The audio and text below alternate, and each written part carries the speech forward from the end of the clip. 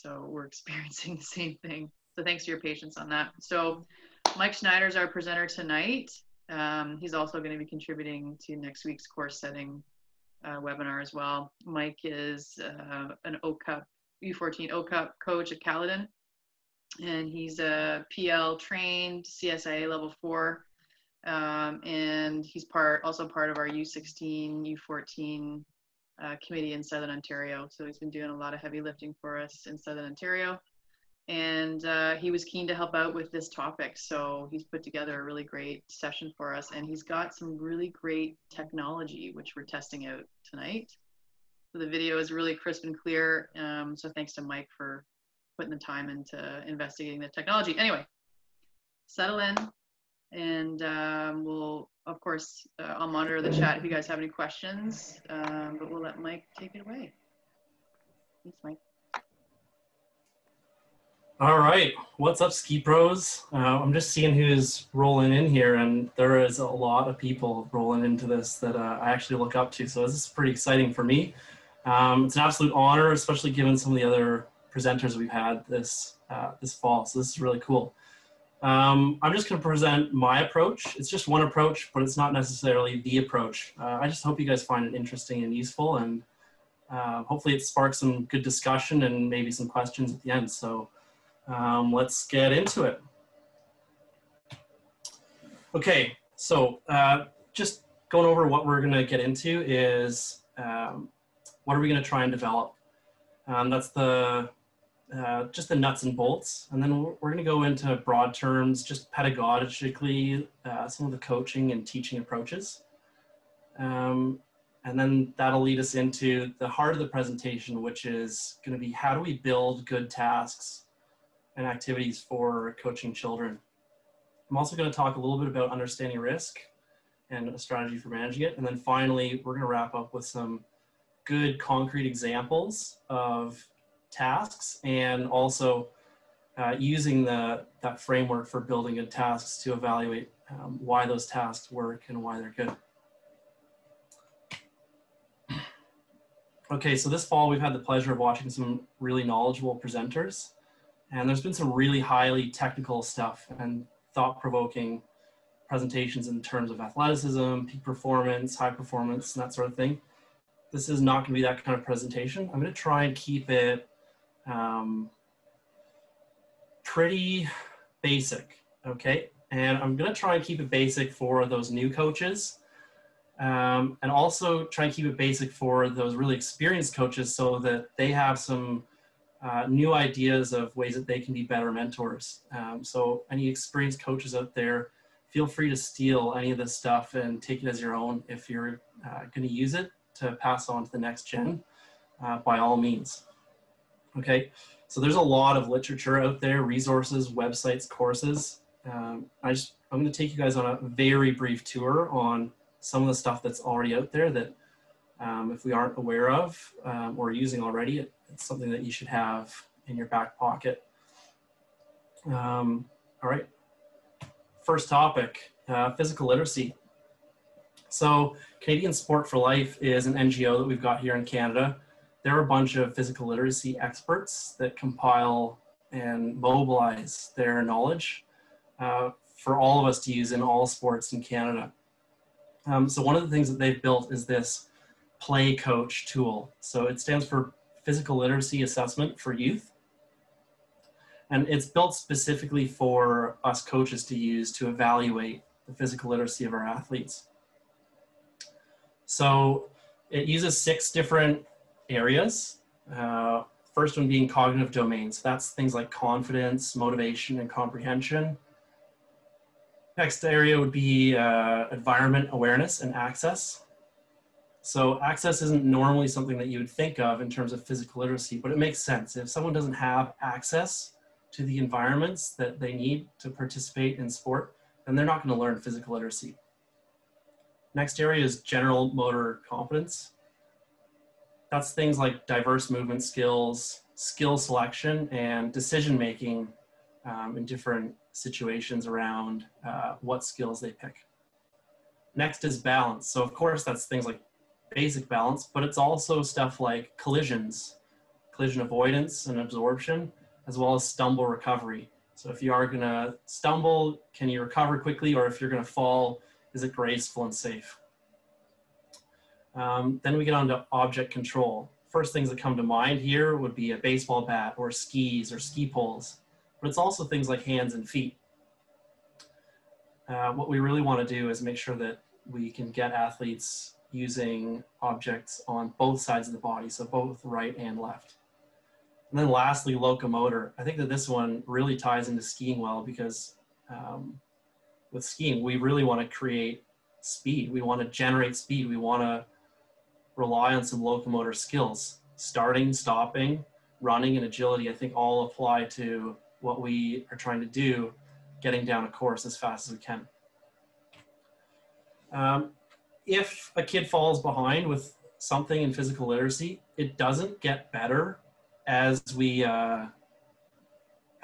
work through things without intervention, right? Like, it's not going to get better on its own. We have to, if we see a skill deficiency, we have to get in there and do something about it, because it only gets worse. And it also has cascading effects across different skills because of the effects it has on participation. So the classic example here is a child that can't throw a ball, doesn't get asked to play with friends, then doesn't get the opportunity to practice, and then they still can't throw a ball, okay? But that also means that they can't do other things related to sports involving throwing a ball. They probably aren't going to be any good at batting a ball either. And the same goes for skiing. Skiing's no different. Okay, fundamental movement skills. That's sort of the next level up from physical literacy. It involves a little bit more of a composition of physical literacy skills. Canadian Sports Centers, these are the people that wrote the multi-sport LTAD for Canada. And they've actually included skiing as one of the fundamental movement skills, which is really cool. But alarmingly, what you'll notice is that at the beginning of U8, where we typically see athletes arrive in our organized ski racing programs, those 6-year-olds are already kind of past their best time to learn skiing skills. And really, if we look at that red line, most of the skills are kind of past their prime time. So we really need to get on top of any fundamental movement deficiencies quickly when kids arrive in our programming. Some people might remember this old relic of a picture from the Aim to Win document. And there's still a lot of validity to it today. I definitely not going to claim to be an expert at training athletic abilities in athletes. I have a working knowledge that works for me and my athletes, but I rely heavily on a lot of the expert trainers that work in gyms across the province. The stuff that I do know and work with came from modules like the NCCP Developing Athletic Abilities module. There's info in the ACA LTAD around the demands of our sport and fitness testing. Again, Canadian Sport for Life has tons of documentation on this stuff. And if the documentation isn't enough for you, the bibliographies are a great place for ski nerds to dive in. And then lastly, a great book on multi-sport conditioning is this book by Tudor Bompa and Michael Carrera, Conditioning Young Athletes. And it's pretty current, and it's written by two big heavy hitters in this research space. Okay, technique. This can be a sticky situation, right? So many people have their own ways of understanding technique and figuring out how to coach athletes, like the words that they use and that sort of thing. But I think as coaches, it's really important for us to remember and that we need to understand that athletes need to understand us, but not just each individual. Athletes need to understand their entire coaching team. So I think it's really important that each coaching staff decides together what technical model that they're going to work with, and that coaching team needs to understand that technical model really well. And whatever model a coaching team picks, I think it's important to note that other models don't need to be wrong in order for your model to be right for you and your team. Okay, so I personally use the ACA fundamental terms. This is what's going to be in all of the coach education materials that ACA gives us. In my opinion, I think it's sufficient for good coaching. There are definitely some things that I like about other frameworks, but overall, I'm framework agnostic. I use this one in particular because A, it is sufficient, but B, and probably more importantly for what I do at my home club, is this is the stuff that my mentees and coworkers are going to see on their coaching courses. So for me, it makes my work a lot easier to just go with the flow, considering I think that this stuff's sufficient. So let's just go over it very briefly in terms of what we see in the LTAD. At the skier essentials stage, that's boys 6 to 9, girls 6 to 8. We're going to see mention of the fundamental terms, but just in a little bit of a pared down sense. Some of the more complicated ones are removed. And I think most coaches that work at this age and stage are going to agree with me that even within this reduced list, you're probably going to have to do some prioritization of these skills. And that's just because of time resources. When we move on to learn to train stage, this is boys age 9 to 12 and girls 8 to 11. We see the addition and mention of shin pressure and edge angles happen a little bit more in the LTAD. I think that this is just a part of the athletes becoming better, more athletic and stronger. Sorry. This stage ends where the start of the adolescent growth period starts. Okay, on to the train to train. Boys age 12 to 16, girls 11 to 15. Now we see the addition of center of mass and dynamic movement in how the LTAD talks about the skills. And I think that that's probably just because these are more complex topics that are a little bit harder to talk to athletes about. And they really do relate to generating speed more in like high performance settings. So this is the stage where you're going to see kids beginning international FIS events or national championships. And this stage starts with the adolescent growth spurt. Okay, I've got a little video for you guys. If there's any Snow Stars experts out there, I want you guys just in the chat to lay down what number or what Snow Stars level you think little 7-year-old Lucas or Luca Stalker is.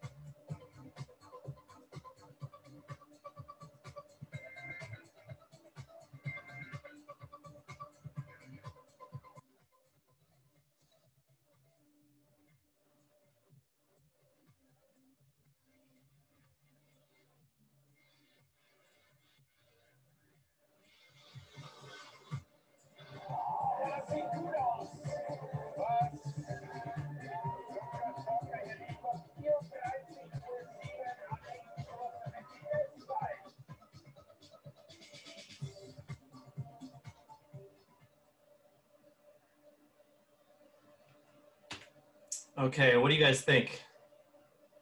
I see one person has said a 5. Is there anyone else that has a guess? Any other Snow Stars experts? Okay, a 4 or 5. Yeah, I think a 5 and, you know, maybe a 6 because we do see some pretty significant ski performance. When we watch the Snow Stars stuff, you'll see that ski performance really comes in with the best number 5s and definitely in some level 6 kids there. Sorry, we gotta go back a little bit. We're just gonna go quickly through the LTAD stages again, but in terms of tactics. So at the skier essentials stage, we're looking at things like looking ahead. That's through moguls, terrain, traffic, trees, that sort of stuff. Kids aren't wasting vertical, and making sure that that's a bit of a value and a practice that we work with. And then decisions should start to be made in a variety of situations. But then lastly, and this is sort of like a personal mission of mine, I really think that we need to be getting athletes building a desire to go fast at this age. If we can get them to start creating a little bit of an identity around being a ski racer and skiing like a ski racer and being fast, then that'll help us build habits and build skills later on. Okay, learn to train. We're just trying to get kids to be more adaptable at this age group. We're trying to get them to make better decisions when the stakes are a little bit higher. And then also just be able to choose their turn shape and size at will. And then at the train to train stage, here we want to make sure that the athletes experience for themselves the importance of line and then make decisions in more complex terrain like rolling terrain, as well as jumping, absorbing, and pre-jumping with intention. Also, independent course inspection is something that we should be expecting at this age as well. And then here we see in the LTAD that it's asking for comfort at speed, and it specifically mentions Super G and downhill. What I thought was interesting reading the LTAD is that there's no mention of comfort at lower speeds in the lower stages. Okay, so if we want our kids to be comfortable in Super G and downhill speeds by the train to train stage, well, we better be getting them comfortable at speeds lower than that at lower stages. Okay, which brings me to the elements of ski cross and speed. Canadians are historically really good at this stuff. The ski cross team, obviously, and then Crazy Canucks and the Canadian Cowboys. But I think speed's getting put just a little bit on the back burner in this country, and that's just personal opinion. And I think that some of that is just snow conditions, access to terrain, safety concerns, access to safety equipment. But I think that we can train the elements, the individual elements here on their own creatively and still build skills and set our kids up for success in these disciplines. These elements link to all sorts of the different, or every single discipline in my mind. Kids need to have the desire to find speed in all of the disciplines. If we can unleash that in, say, Super G, then we can start connecting it to tech as well. And then also just kids love this stuff. And that links into fun here, okay? So some of you guys might recognize this stuff. The determinants of fun is something that Dr. Amanda Visek came up with. And I think that a lot of coaches, myself included, I've been guilty of this in the past. We've been over concerned with competition, learning, and improving, what's in that black circle, but we kind of miss the other determinants of fun. There's an opportunity for us to include some of these other things into competition, learning, and improving to make our sport fun for everyone. And that's going to fuel them to work harder and put more effort in. Okay, so just a quick recap. These are some of the things that we're trying to develop. Okay, so how do we teach it? What are the ways that we've been taught, at least in terms of like, what are the names of the pedagogical approaches that we've seen recently as far as how do we coach this stuff? So there's the classic methods like explanation, demonstration. There's also some of the CSIA approaches like the collaborative and experiential models. Then there's the perennial one, which is methods like decision training. That one comes up often, even in current coaching materials. You'll see it cited and quoted. But the big one that's being used these days and that you're going to see in NCCP and ACA materials is this stuff, the learning and teaching model, okay? This is what EL and DL coaches are going to be seeing on course going forward. In my mind, the biggest part of what we do on snow and the purpose of this entire presentation is for us to understand that blue box better, that action box, okay? I think planning can be simple or complex depending on your athlete's level. Knowing when and how to intervene can be a presentation all on its own. And then debriefing can be either easy or hard depending on what we did in all the other boxes. So in my mind, it really comes down to doing that blue box really well. If we have a lot of tools and actions in our toolbox, then planning is going to be a lot easier. If we make great tasks and activities for our athletes, it's going to be a lot more obvious when and how to intervene. And then the same goes for debriefing. If our actions and tasks are built really well, then we're setting ourselves up for really easy debriefing conversations. Okay, so in that blue box, we've got some teaching tools. And in my mind, they exist on a spectrum. Okay, on the left, there's stuff that's directed by coaches and where the coaches make the decisions. On the right, we've got stuff where the athletes are discovering knowledge for themselves, where the athletes are making decisions. So there's a time and a place for all these different tools to be used. For example, a motivated athlete can probably withstand a longer and more nuanced bout of tasks that exist on the left, okay? Something that requires a lot of drills and explanation and demonstration. Whereas an athlete maybe less mature or just needs more excitement, they're gonna do better with things that have that high octane excitement, stuff that's more on the right-hand side. Something else that's interesting to point out is that when we initiate skill development, we're typically going to be dealing with stuff that's going to be on the left-hand side, explanations and demonstrations and drills. And then once we get to more refining skills, we're going to be moving to tasks more on the right-hand side, experiential learning and playing and that sort of stuff. Okay. That brings us to the heart and soul of this entire presentation. This is just my own way of how I evaluate a task being good and useful or not. So I've never really seen a way of breaking down whether a task is good or not before. So in order to teach it to young instructors and coaches, I broke it up like this. So number one is a task should have objective indicators of success. In my mind, that means black and white evidence that an athlete can use to assess their success at a task on their own, where there's no argument or no difference between, or no gap between perception and reality, okay?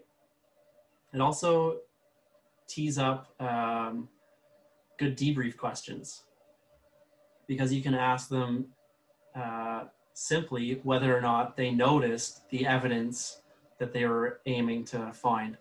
Okay, so we'll see some examples earlier, but an example of a bad task would be ski down this hill and feel more forward. They're gonna come down the hill and they might say, and this might have even happened to some of us, yeah, I felt so much more forward, that was great. Meanwhile, they looked like they were sitting on a toilet. Okay, so that task doesn't really have any black and white evidence for them. So we're looking for something where there is no gap between perception and reality.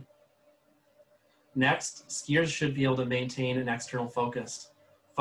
It's pretty well established in the literature that motor skill development in children happens a lot easier when there's something external to focus on.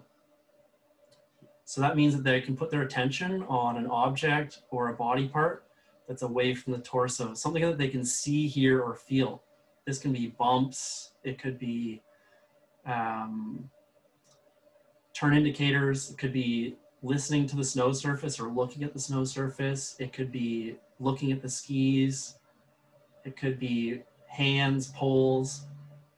If we are going to talk feelings, it's easier to talk about sensations on the surface of the body rather than a feeling inside the body. An example of that would be if we're trying to get an angle at the hip, instead of asking them to feel a pinch in their side, ask them just to put their elbow on the side of their thigh or on their hip. Feel their elbow on that part of the body, and it'll create that movement a little bit more concretely. Next, number 3, if it isn't fun, why are we doing it? Okay, if you have a good answer for why we're doing it, that's great.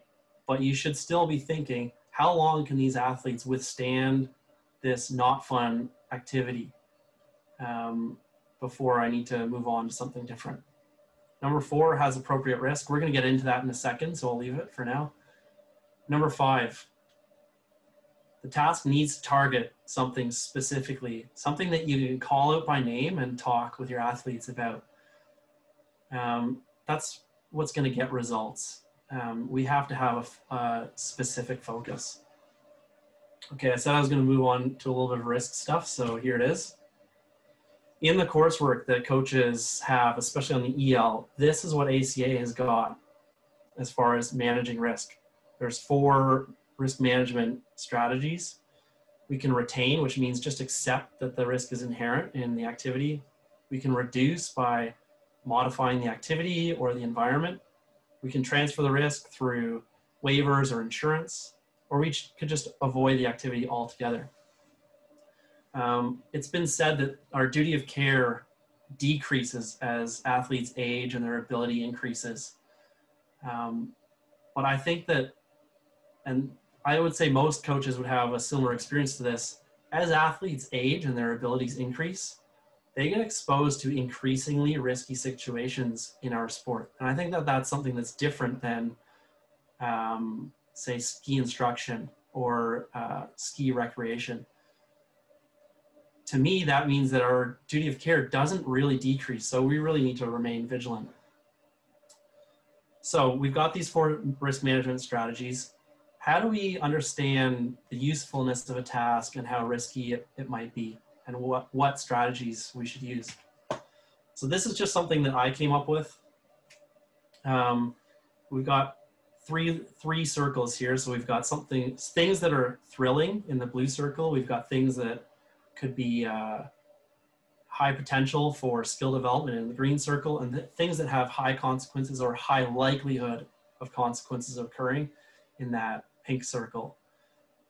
So where high thrill and skill development collide, we've got that heart symbol. This is like the gold standard of activities. I think that this is where we should try and aim our tasks.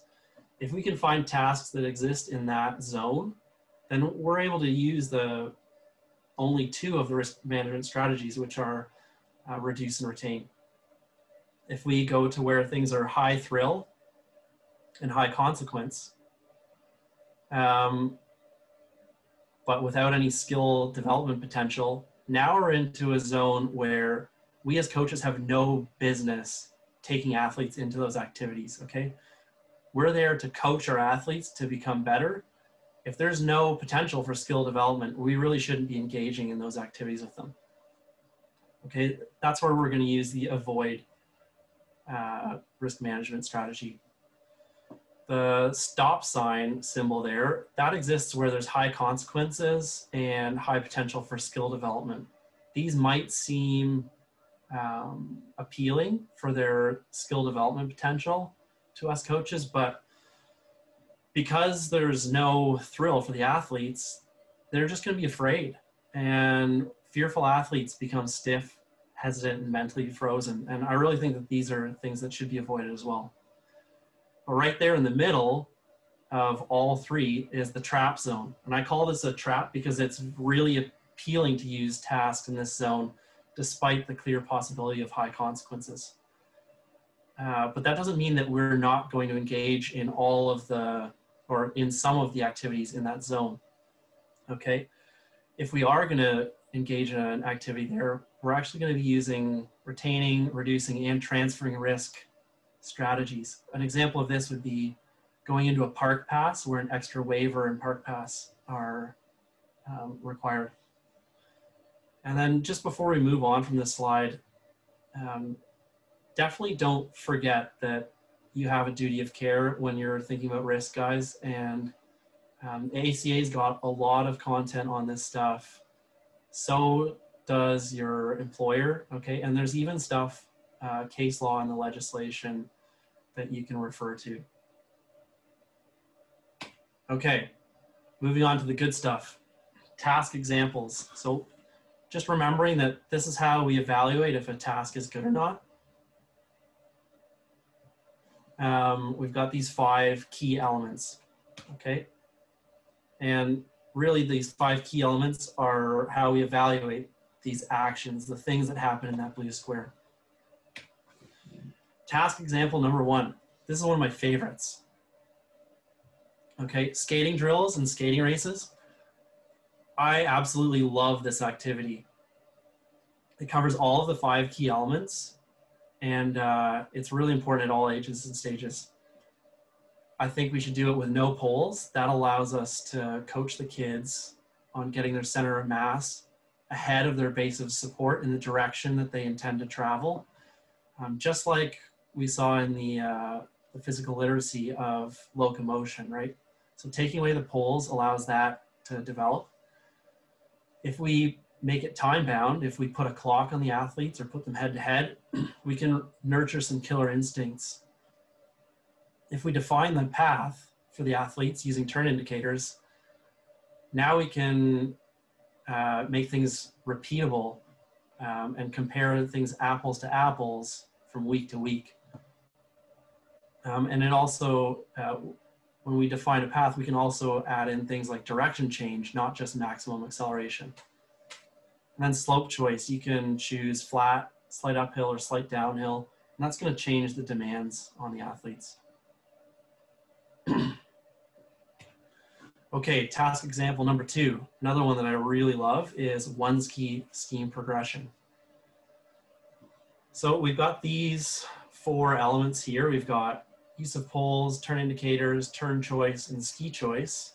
So that's just between slalom and GS skis. If you think of these 4 things as variables in a science experiment to be changed just one at a time, then you're well set up to building a really good progression for your athletes. And then to set up the activity after that, you really just need one golden rule, and that's going to be this one down here. Setting your bare boot on the snow is always going to be cheating, okay? So here's a sample progression. First thing you're going to do is introduce by lifting just one ski. Keep both skis on, but just lift one ski. Make sure that you teach linking before you move on to the second step, which is going to be one ski with poles. If they nail that, add in some brushies. I like using brushies because the kids are going to ski over them at first, and it's going to be really rough when they're first starting out. After that, just go free ski a little bit, but this time without poles. This is a big jump up in difficulty for athletes. If they can nail that, then give them their poles back and hit the whole mountain. Find some variable snow, find some bumps, maybe take them to some steep stuff or powder, or maybe a combination of all of them. And if they nail that, the absolute pinnacle of one ski skiing is no poles with turn indicators on GS skis. Okay, if you want to make an expert skier, like the best skiers that you can find, if you want to make them feel like beginners again, ask them to do skidded arcs on a moderate to steep slope on GS skis with no poles. It's basically impossible unless those skiers have excellent technique and a refined understanding of how to balance their center of mass over their base of support. And their base of support is just one ski, okay? One ski skiing progression's got infinite variations and lots of different steps that you can put in the progression. It works at any different skill level, and you can actually control how an entire group or a whole team works by giving different kids that are working at different levels different tasks to do within one ski skiing to keep them all together. And speaking of keeping them all together, in my experience, this is a really social activity. Kids love failing and flailing and showing off and succeeding together with this activity. And like I mentioned, one ski skiing demands really excellent technique and athleticism. And then it covers all 5 of the key elements of a good task. Task number 3. So I put this one in here, not because it covers all 5 key elements, because it doesn't really. I put it in here as an example of something that's really dry that does still work really well, okay? But it's not really fun. So lifting the inside ski so that the heel is up and the tip is down works really well because it forces good technique, right? You can't ski on the inside ski and be in the back seat while performing this drill. Okay, so it's got great objective indicators of success. It can be done with any turn size, on any terrain. There's variations of it that can be done with any skill level, including brand new skiers, right? We can have them just tapping their inside heel. Okay, number 4, on my 6, AKA follow me. I gotta give credit to Ben on this one. This is a great one, and it's also the oldest trick in the book. If you don't know anything about instructing or coaching, or there's a language barrier, this is probably gonna be the method that you go to, okay? Depending on how you set it up, it covers all 5 of the key elements of building a task. I really like this one because it can be really playful, and it also can allow the athlete to discover knowledge for themselves while they're trying to keep up and follow. And trying to do both at once is not exactly so straightforward. Which brings us to task number 5, formation skiing. Some people might have heard of this in terms of it being called synchro skiing, right? This is something that's super athlete directed. There's endless variations. It's socially demanding in addition to being technically and tactically demanding. And then there's zero opportunity for an athlete to focus internally. This is one of the most external tasks other than actually ski racing that we've got, because the things that we're focusing on are dynamic objects. There are other human beings, there are other ski racers. Okay, and this one totally covers all 5 of the key elements of building good tasks. So just talking a little bit more about formation skiing, the easiest formation is 2 skiers doing opposite synchro. So when one's going left and then the other's going right. That's the easiest one because it's easiest to hide being a little bit out of sync. The next one up is going to be being in synchro. So I've got here an example where it's 3 skiers in 3 tracks. You can do this in a line formation, box formation, or diamond formation with more skiers. It just gets more difficult the more skiers you add. A formation that's not talked about much is this idea of Top Gun, or in this example, 5 skiers, 1 track.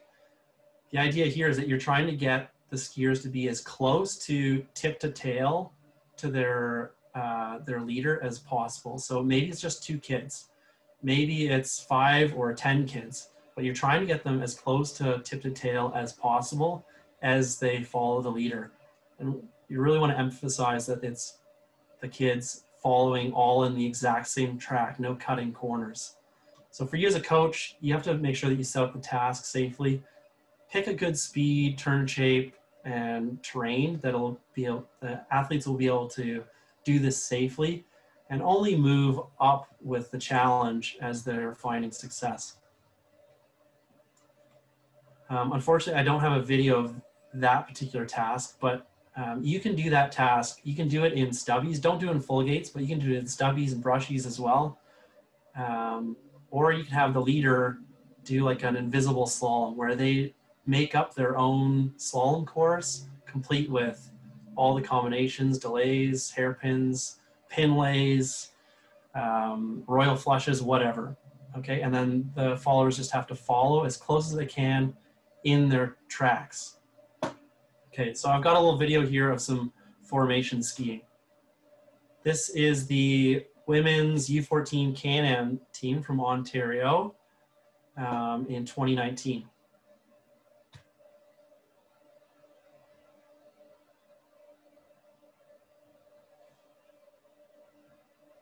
Okay, so it's really on the shoulders of whoever's leading to be very consistent and followable, okay? And then the people that are following, they have to pay really close attention to whoever's in charge, whoever the leader is, and ignore the distractions of snow flying or other skiers that may or may not be in sync.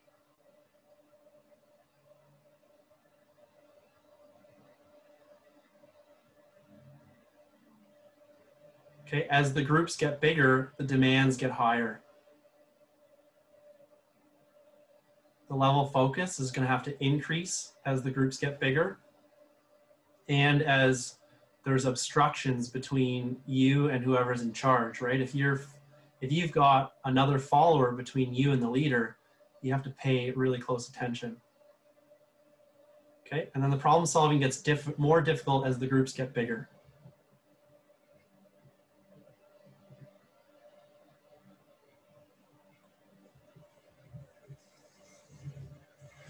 Okay, so quickly you can see everyone's now adapted to the turn shape of the leader.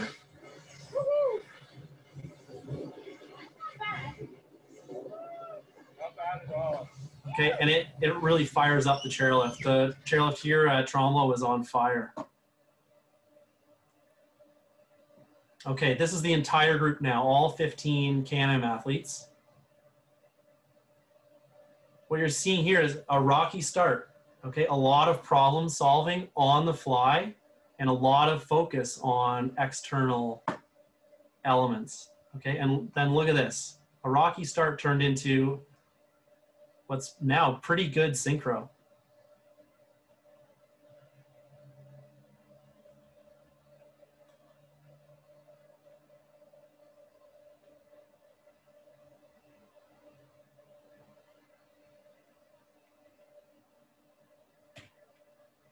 Okay, on to task example number 6, glide track. So this one covers 4 or 5 of the elements, depending on how you set it up. Tucking and gliding does involve some internal focus from time to time, but we can have some external focus depending on the terrain or if there's jumps. It really just depends on how you set it up. I love glide tracks because when we set up a clock or use video or a speed trap, there's really clear indications of whether or not they're doing a better job as they work at the program, at the activity. It sort of feeds that fundamental desire to go fast. And it's also like going fast is like the original thrill of skiing, right? It's why kids like sledding. Okay, going fast, letting go of control is that original thrill. All right, I've got a little bit of stuff here on glide tracks. So what's important when you set up a glide track with video is that you've got an angle coming towards, past, and away. So towards, and then past, and then away, in order for the athletes to see what their tucks look like and how it's working, okay? And here's just a clip of me in an automotive wind tunnel. I was begging them to turn it up faster than 160, but they said if it's good enough for the World Cup athletes, it's going to be good enough for me. But I will admit it was pretty windy. You couldn't stand straight up. You had to punch your arms out to avoid getting blown over. So I don't have the video of this athlete, but this is just a before and after picture after this athlete watched themselves on the glide track. You can see straight away, just by watching their own film, they've made immediate changes to how their tuck appears. And I think little tricks like that can make big progress instead of just telling them to make an egg or get lower. Using a glide track and some video is maybe one of the best ways to use video. Okay, so I've got a little video clip here. Credit to Mike Stratton for putting together this glide track and coaching this athlete. This is a really cool progression. This was definitely not the first run of the day. This was later in the training session after the athlete had built some skills and confidence.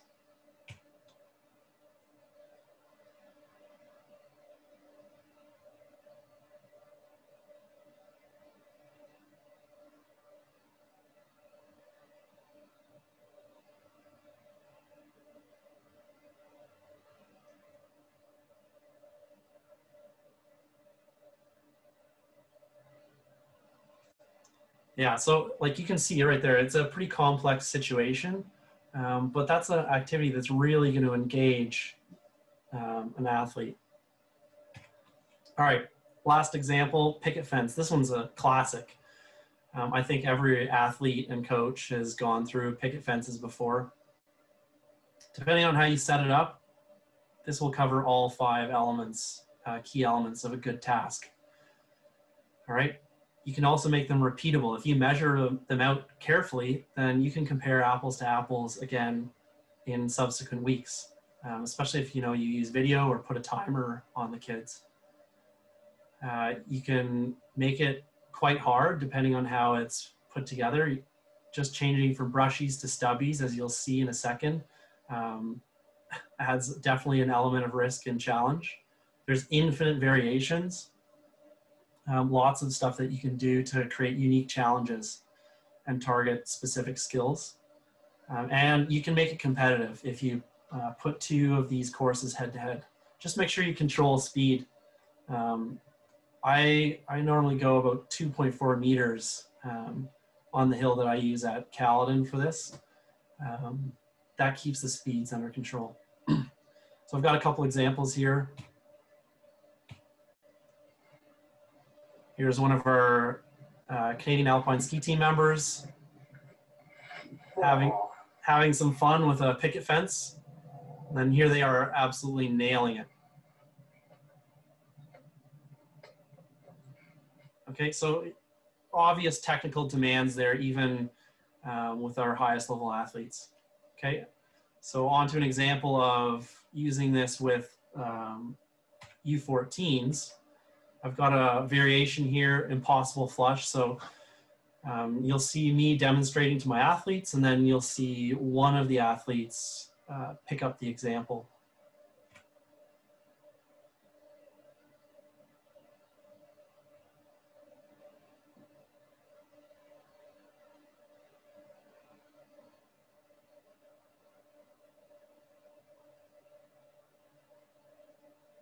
Okay, so straight away, you can see the athlete struggling, and then all of a sudden it's already starting to click. So with the first crack of the activity, first attempt, we're seeing the athlete go through the stages from initiation, acquisition, and starting to consolidate. And so that was just one run. And by the end of that session, I think we did about a half hour of this, maybe 4 or 5 runs. And that athlete was already getting into refining. Okay. So just a quick recap. Why did I pick these task examples? I think these are all good examples of ones that display use of the 5 key elements that I like to use. And there are good examples that you guys can use that fit inside that blue box. So I've got a few things to fill up your blue action toolbox there, and the rest is going to be up to you guys for the rest of the season. Okay. Let's get into some questions. Does anyone have questions about some tasks that they like to use, or questions about how else they can use the material that was in the presentation? You guys can feel free to add it into the chat or just chime in. For that last one, how far apart were the gates spaced, those brushes? So it's less than 1 ski length. I'll call it about 0.75 to 1 meter. Okay, thanks.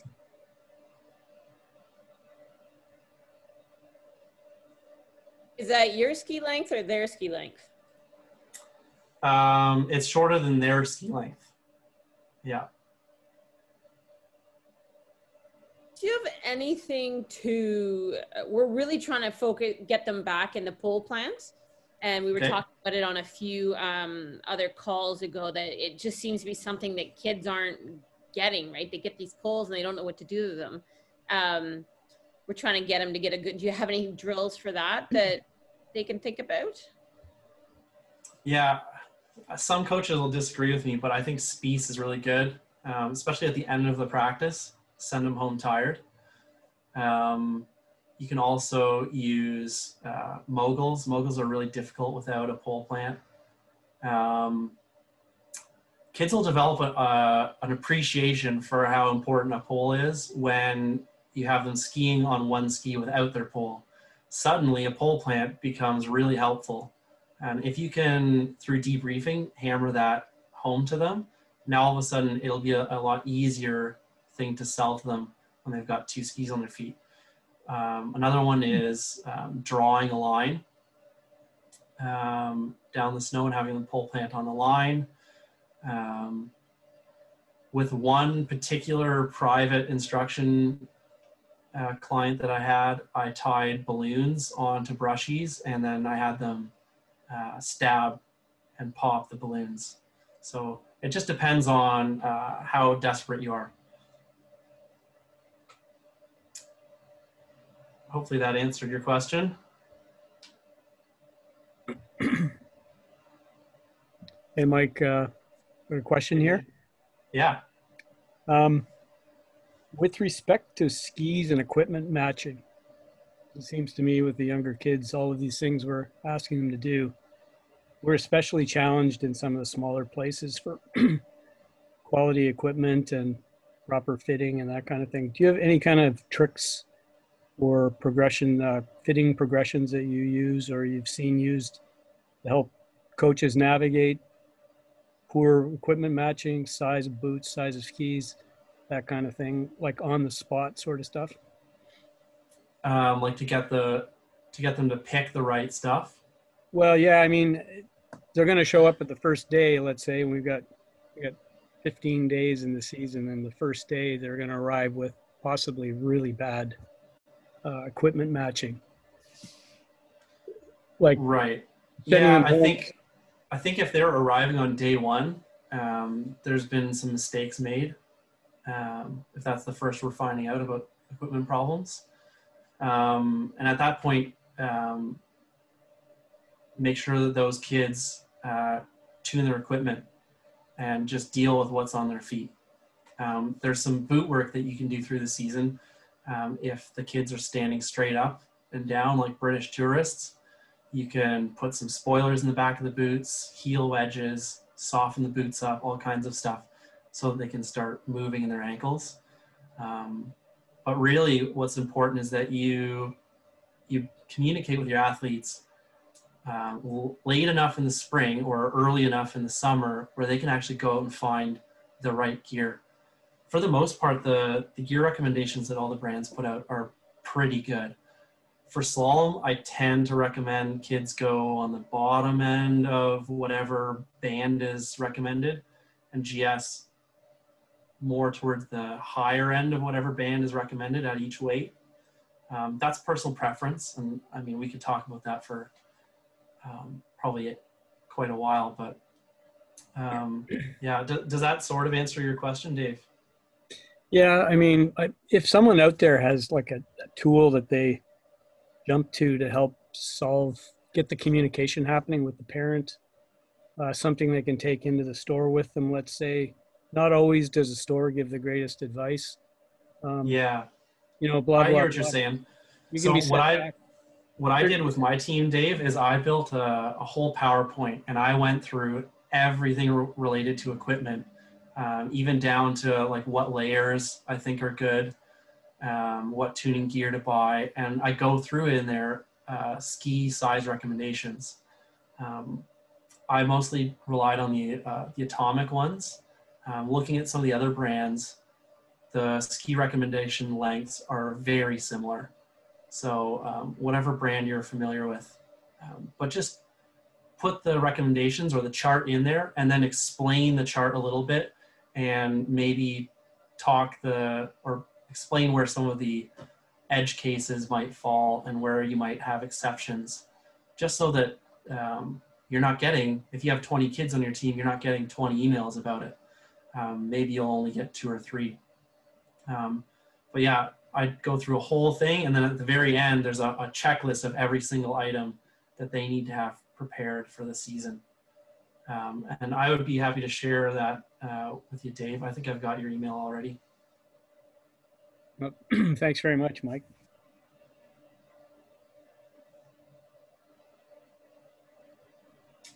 Just looking in the chat here. Yeah, Nick Kwasniak loves the skating stuff. And then Kit makes a good point here. You can slow down stuff in a picket fence. Like, you don't have to rush through it. You can slow down and focus on good coordination and mechanics of a pole plant, right? Do it on easier terrain to keep the speed down if you have to, or ask for a pole plant even.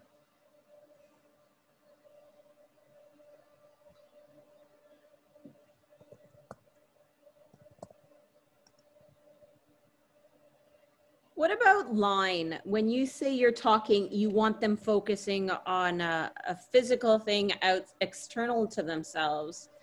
Is there, does that really work with line, other than we constantly put brushies in and say we want to be at least initiating the turn here, finished here? Is there any other way to get them to get off the edge and start the new one quicker? There's so much coming at them so fast. How do we get them to focus? I don't know.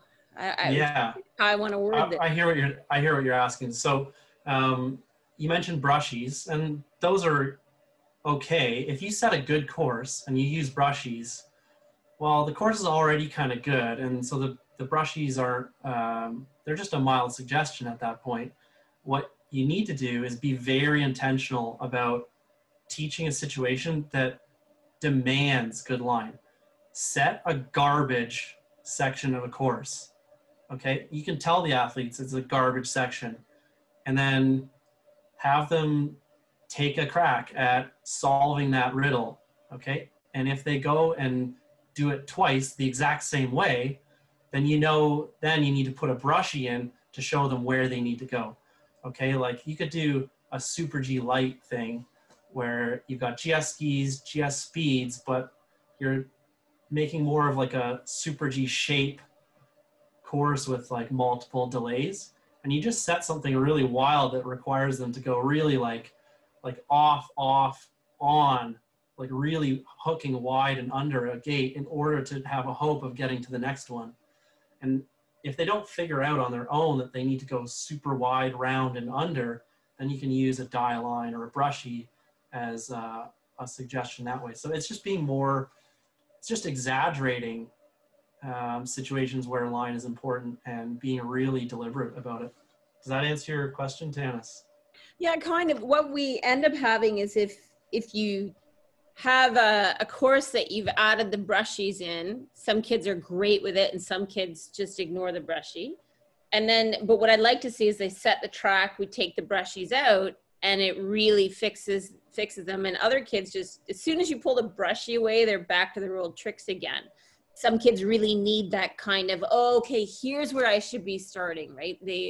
It takes those late kids and gets them earlier. But yeah, I see where you're coming from if you set that garbage track and then let them figure it out. But yeah, garbage but safe, and like intentionally garbage. Another trick you can use, Tanis, is instead of setting like just one pink brushie where you want their feet to go out, maybe set like 4 or 5 in a row across the line where you've got a green, an orange, a pink, blue, and a red one, and let them experiment. You know, what's going to be the faster one here?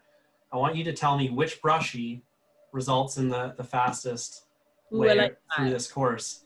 And if you really want to superpower that, put a Brouwer timer on it, and then there's no room for discussion. It's pink brushie is fastest. Go there. I like that. Thanks. That's a good idea. Yeah, I'm seeing lots of people are saying use die lines, aiming markers, and then just a cue, like early in the turn, you can say skis to trees. So like point the bases up at the trees in a certain spot. Hey, Mike. Hey, Mike Scott. Stratton here. Hey, first of all, a wicked video of Maddie, and thanks for the creds. Also, just one thing to touch on that is instead of setting a full course, set like 4 or 5 gates and in the middle over some very like a serious change in terrain.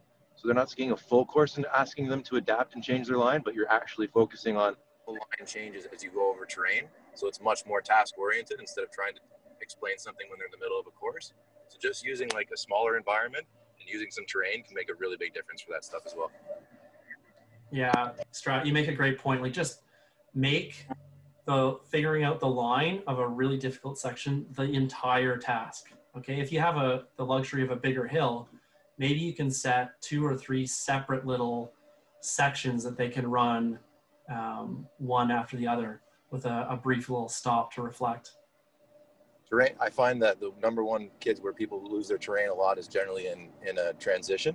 And so when you can actually break it down into one section and then build it and progress with it, they seem to understand it a lot better. Whereas saying you have a 28 GS course and there's one big transition change and you keep telling them to change their line, by the time they get to that point, they're going so fast they've forgotten that by the time they get there. So just slowing things down and breaking things into sections makes a huge, huge difference. And anytime you can incorporate terrain changes, also, especially at young ages, big difference as well. Totally.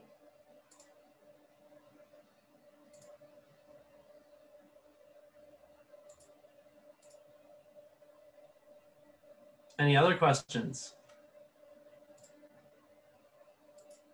Something you talked about at the bumps, and we always complain that we don't have enough bumps. We used to have them all the time. And it's awesome for, they get immediate feedback because they're either on their butt or they made it down, right, on where they're bound. Yeah. I find in Southern Ontario, we really don't get bumps until much later when we have enough snow. But what about setting like a GS course through I know we have to be safe, but a GS course or something like so they're going over and they got to be able to stay forward and have the knees coming up. And we're always trying to find different ways to get them to feel stuff.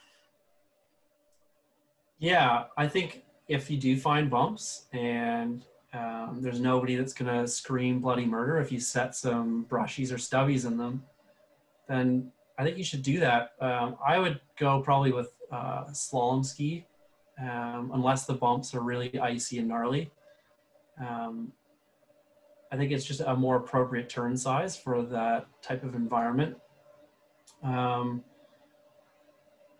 there's so many things you can do in bumps with turn indicators. Really, like even just without turn indicators, and if you find a bump field that's been created naturally and not artificially, have them treat it like a slalom course. Give them the challenge of go from the start of these bumps to the finish, and try not to go over bumps, only go around bumps.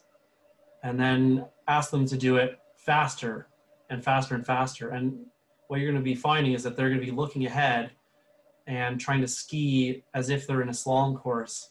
And eventually, you know, they might hit a bump or two where they have to absorb, but they're going to be like carving and railing linked slalom turns through the bumps without ever really going over the bumps. And that's really just like an exercise in looking ahead and tactics, and then also recovering and absorbing from sticky situations when you get closed out.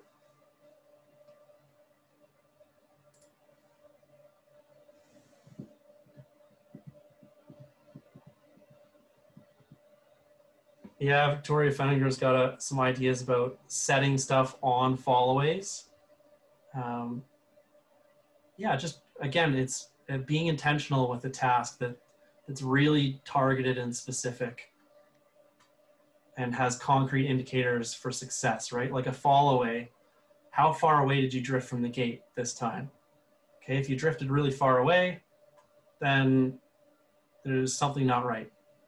What are you going to change so that you can be closer to the gate this time? Or something like that. Like it's really just in how you set up the activity. We have to come up with an acronym, Mike, for your task elements. Yeah, I should like boil it down a little bit further maybe, or come up with an acronym. Yeah, come up with an acronym, because I'm trying to come back to it to remember what the elements are. I need an acronym person. Yeah. We'll work on that. But I think what's interesting where this conversation went into, you know, setting different types of environments on different types of terrain speaks to this type of presentation that you just gave, as well as the course setting one we're doing next week. I think coaches of all levels can talk about that for a long time. I feel like we could do like a course setting, environment setting conversation weekly, and we'd probably get people tuning in to talk about things that they've seen and experienced and have questions about. And I certainly encourage everyone that's on this call that even if you're a mentor or experienced coach, you know, you share presentations like this and the other webinars we've done with your younger coaches and people that you're mentoring. And if you are a new coach and maybe a little less experienced, you've got some ammo in your back pocket. As soon as we get you the acronym, that's just how I learn. So you can apply some of this out on the hill this winter, because this is certainly going to be a winter of all winters to focus on skill development, those fundamentals, and sharpening your tools as a coach, your toolbox as a coach, which I think is something these webinars we're trying to focus on, really giving you guys more resources to be able to pull from in a season that will be unlike any other that any of us have experienced. Yeah, Mike, that was great. Really good conversations, and some good questions coming into the chat and discussions. But I encourage everyone to come back for next Wednesday's course setting session. This session with Mike was recorded. We'll pop it up on the webinar page on our website. So feel free to share it and review it, and appreciate everyone's participation. Does anyone have any questions or any closing comments, Mike? No closing comments. Yeah, but I'll be here for a bit if anyone's got questions. Yeah, we won't turn it off right away if anyone wants to stick around and ask any more questions. But thanks so much, everybody, for your time, and have a great rest of your Wednesday.